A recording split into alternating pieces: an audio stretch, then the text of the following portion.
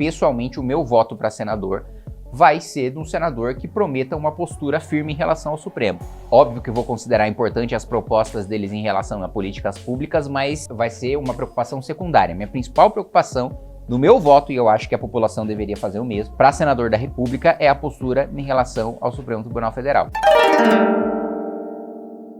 Deputado, eu gostaria de começar perguntando sobre como o senhor avalia hoje o equilíbrio entre os três poderes, especialmente diante desse debate entre a anistia e o protagonismo do Supremo.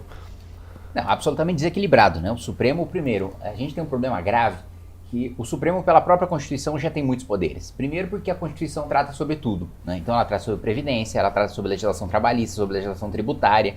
Então tudo vai parar no Supremo, né? O Supremo fica discutindo os juros das dívidas dos estados, quanto que deve ser, título de futebol, né? Furto de sabonete. Então, causas que nunca deveriam ser discutidas pelo Supremo Tribunal Federal acabam sendo porque a nossa Constituição prevê isso. E tem um outro ponto, tem outra peculiaridade do Brasil, das várias, né, que o Brasil tem, ele é campeão em ter coisas únicas que são uma desgraça. Uma delas é a gente ter um modelo de controle de constitucionalidade europeu combinado com o americano. Por quê? O controle americano ele é baseado em casos concretos, né? Então, tanto que a gente vê, né, tem o famoso Marbury versus Madison, sempre que a gente vê algum caso, estuda algum caso americano, é sempre alguém contra alguém, né? Porque são casos concretos que sobem até a Suprema Corte e aí, com base naquele caso concreto, a Suprema Corte dá um entendimento para outros casos semelhantes de acordo com a sua Constituição. Aqui no Brasil é a mesma coisa.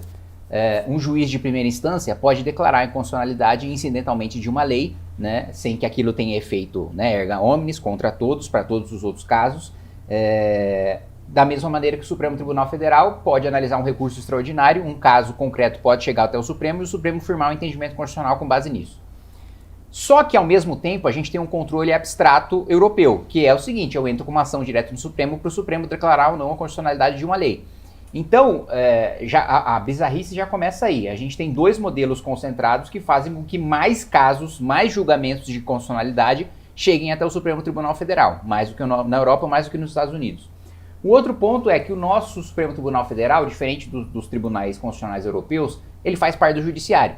Então ele acaba julgando políticos, como a gente tem aqui o foro privilegiado, que eu sou contra. Ele concentra o poder de julgar leis, de julgar casos concretos e de julgar parlamentares. E aí, como é que a gente faz para responsabilizar o Supremo Tribunal Federal se quem responsabiliza o Supremo é o Senado, mas quem julga os senadores é o Supremo, né? Ou a gente muda o foro para o STJ, para outra corte, ou acaba com o foro, que é a minha proposta. Mas mesmo com a Constituição dando superpoderes para o Supremo ainda extrapola esses superpoderes, né? A gente vê, vocês todos sabem que eu não tenho nenhuma simpatia pelo Bolsonaro, né? Pelo contrário, é um adversário político que eu anseio derrotar o quanto antes, né? Com o nosso partido Missão.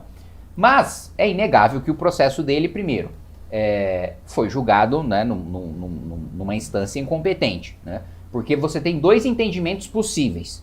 Um entendimento é de que o caso é de grande relevância e que, portanto, quem cometeu aqueles crimes tinha cargo com foro na época dos crimes e, portanto, precisam ser julgados no Supremo. Segundo esse entendimento, eles precisariam ser julgados no plenário do Supremo Tribunal Federal e não numa turma. A turma é absolutamente incompetente para julgar.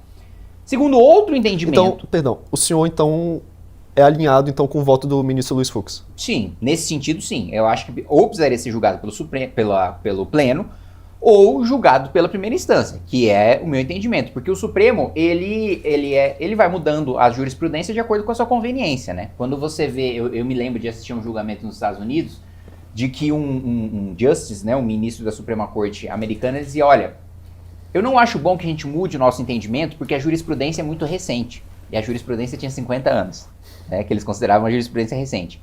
Aqui, de 2 em 2 anos, de acordo com quem está sendo julgado, o Supremo muda a jurisprudência. Então, o entendimento anterior era restritivo em relação ao foro. Era o seguinte: você, né, só tem foro por crimes cometidos no exercício do mandato, em função do mandato, enquanto você estiver no mandato.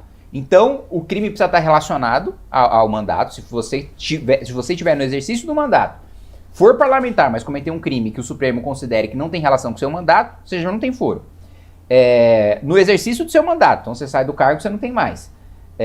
Em razão dele. Então, deveria ser julgado segundo o entendimento do próprio Supremo na primeira instância. O problema já começa aí. Outro ponto, você negar o acesso para a defesa de todo o inquérito até o momento da denúncia. Ora, antes da denúncia, a defesa precisa ter acesso para já preparar sua resposta à acusação, né? E você não teve acesso a esses documentos. E depois da denúncia, foi liberado 90 terabytes. Para quem não tem noção do que significa terabyte, vamos traduzir tudo isso se fossem documentos do Word. É claro que tem imagens, vídeos, etc. Mas se fosse documentos do Word, se o advogado lesse 1000 páginas por segundo, ia demorar alguns anos para ele terminar de ver tudo. Então, assim, foi dado um prazo curto, né, para a defesa analisar uma infinidade de documentos que só foram disponibilizados depois da denúncia. Então, assim, é um processo cheio. O próprio ministro Alexandre de Moraes, suspeito para julgar, porque ele supostamente é uma das vítimas. Segundo ele próprio, teve um plano para assassiná-lo. Então, peraí, imagina que eu sou juiz e eu tô julgando um plano para me assassinar. Vamos supor que o plano exista, que de fato aquelas pessoas são as culpadas, que tenha toda a materialidade. É óbvio que eu vou condenar. Tinha um plano para me matar. É evidente que eu sou suspeito. Mas teve o julgamento da suspeição e até o Cássio Nunes, indicado pelo Bolsonaro, votou contra o Bolsonaro, dizendo que o Alexandre de Moraes sim tinha competência para isso. E isso sem falar nos vários e vários abusos, principalmente naquelas ameaças de pauta da Rosa Weber, de querer decidir sobre aborto, de querer decidir sobre droga, de querer decidir sobre marco temporal contra a jurisprudência do próprio Supremo. Então, os principais assuntos da sociedade brasileira que deveriam ser debatidos pelo parlamento, não são. Mas aí eu não vou culpar só o Supremo, eu vou culpar o próprio parlamento, que é covarde, que não defende as suas próprias prerrogativas. Qual foi a postura que a gente teve do presidente Davi Alcolumbre e do presidente Hugo Mota em defesa das prerrogativas do parlamento? Em defesa da prerrogativa de legislar, em defesa das prerrogativas dos seus parlamentares? Nada.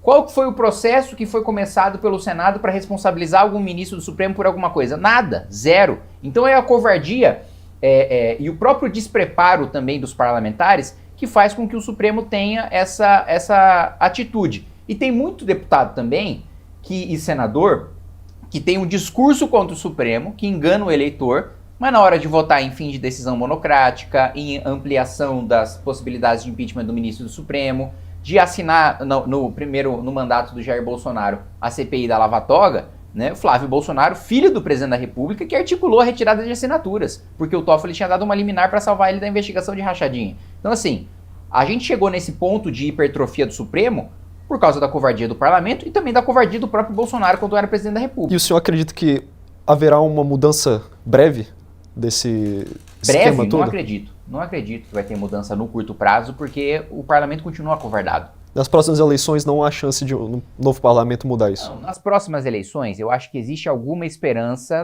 da renovação de 2/3 do Senado trazer uma postura diferente. E eu acho, pessoalmente, o meu voto para senador vai ser de um senador que prometa uma postura firme em relação ao Supremo.